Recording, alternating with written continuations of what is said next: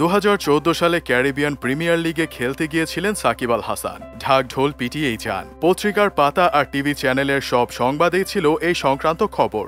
Unofficially বোর্ডের সবাই জানতেন।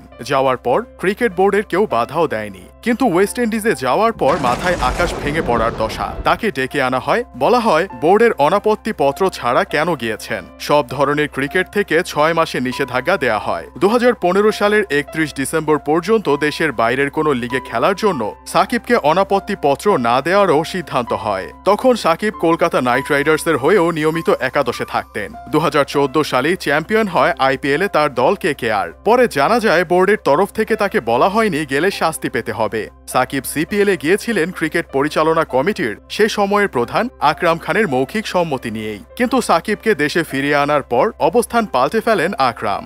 সাংবাদিকদের তিনি বলেন, আমি তাকে অনুমতি দিতে পারি না। আমি বলেছি সিইওর সঙ্গে কথা বলে যেতে।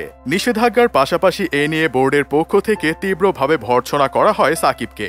জাতীয় দলের বর্তমান প্রধান নির্বাচক গাজী আশরাফ হোসেন লিপু সেই সময় বিসিবির এই সিদ্ধান্তের কঠোর সমালোচনা করেছিলেন। বলেছিলেন, ক্রিকেটে বাংলাদেশের মুখ হয়ে ওঠা সাকিবের এই সাজা অতিরিক্ত হয়ে গেছে।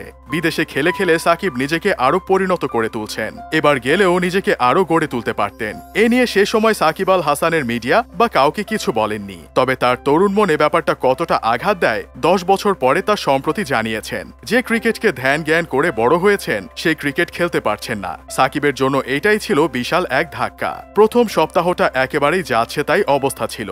ঠিক মতো ঘুমাতেও পারতেন না। সাকিব বলেন, বাংলাদেশে কিভাবে চলতে হয় সেটা শিখেছি ওই নিষেধাজ্ঞার পর থেকে। এর আগে থেকে জানতাম এই আমার ফোকাস, এটা আমার গোল, রাস্তা সোজা। আমি যদি এটা ফলো করি পৌঁছে যাব।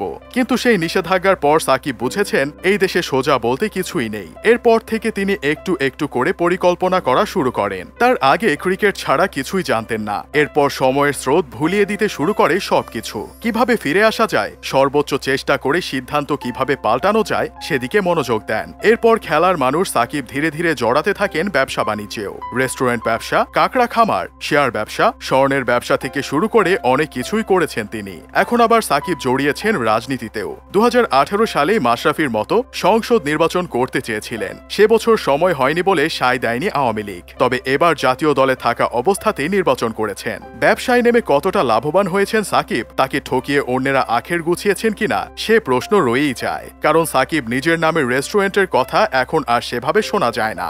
সাতক্ষীরার কাঁকড়ার খামারও বন্ধ হয়ে গেছে। সেখানে সাকিব টাকা ঢেলে লোকসানে পড়েছেন এমন কথা শোনা যায়। অনলাইন দুনিয়ায় প্রবলভাবে বুলিংয়ের শিকার হন বাংলাদেশের ইতিহাসেরা এই ক্রিকেটার। তার আমেরিকা প্রবাসী স্ত্রী কেন পর্দা করে না সেজন্য আজে বাজে মন্তব্য করতেন মানুষ। এমনকি তার ছোট্ট মেয়ে শিশুকে ঘিরেও আপত্তিকর মন্তব্য করা হয়েছে তার পোস্টের নিচে। স্টেডিয়ামেও বিশ্রী ব্যবহারের শিকার হয়েছেন সাকিবের স্ত্রী।